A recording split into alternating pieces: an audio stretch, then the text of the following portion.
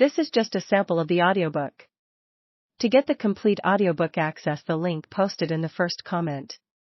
And then back at Frankie, trying to confirm to whom exactly she's talking. I point to myself. Do you mean me? Frankie has very little patience. Yes, Monique, you. That's why I said, Monique, can you come into my office? Sorry, I just heard the last part. Frankie turns, I grab my notepad and follow her. There is something very striking about Frankie. I'm not sure that you'd say she was conventionally attractive. Her features are severe, her eyes very wide apart. But she is nevertheless someone you can't help but look at and admire. With her thin, 6-foot-tall frame, her short-cropped afro, and her affinity for bright colors and big jewelry, when Frankie walks into a room, everyone takes notice. She was part of the reason I took this job. I have looked up to her since I was in journalism school, reading her pieces in the very pages of the magazine she now runs and I now work for. And if I'm being honest, there is something very inspiring about having a black woman running things. As a biracial woman myself, light brown skin and dark brown eyes courtesy of my black father, and abundance of face freckles courtesy of my white mother, Frankie makes me feel more sure that I can one day run things too. Take a seat, Frankie says as she sits down and gestures toward an orange chair on the opposite side of her lucite desk. I calmly sit and cross my legs. I let Frankie talk first.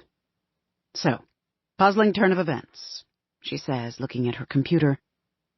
Evelyn Hugo's people are inquiring about a feature, an exclusive interview. My gut instinct is to say, holy shit, but also, why are you telling me this? About what, in particular? I ask. My guess is it's related to the gown auction she's doing, Frankie says. My understanding is that it's very important to her to raise as much money for the American Breast Cancer Foundation as possible. But they won't confirm that? Frankie shakes her head. All they will confirm is that Evelyn has something to say. Evelyn Hugo is one of the biggest movie stars of all time. She doesn't even have to have something to say for people to listen. This could be a big cover for us, right? I mean, she's a living legend. Wasn't she married 8 times or something? 7, Frankie says. And yes, this has huge potential, which is why I hope you'll bear with me through the next part of this. What do you mean? Frankie takes a big breath and gets a look on her face that makes me think I'm about to get fired. But then she says, Evelyn specifically requested you.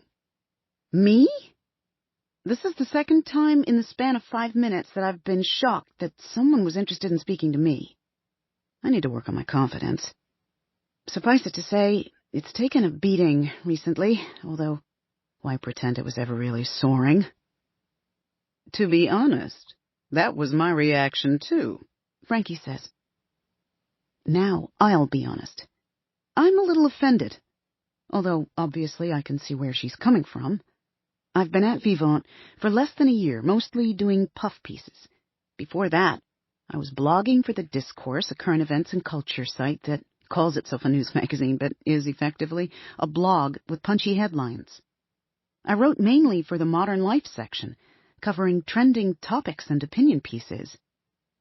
After years of freelancing, the Discourse gig was a lifesaver. But when Vivant offered me the job, I couldn't help myself. I jumped at the chance to join an institution, to work among legends. On my first day of work, I walked past walls decorated with iconic, culture-shifting covers. The one of women's activist Debbie Palmer, naked and carefully posed, standing on top of a skyscraper overlooking Manhattan in 1984. The one of artist Robert Turner in the act of painting a canvas while the text declared that he had AIDS back in 1991. It felt surreal to be a part of the Vivant world.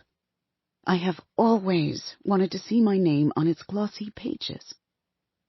But unfortunately, for the past 12 issues, I've done nothing but ask old guard questions of people with old money, while my colleagues back at the discourse are attempting to change the world while going viral.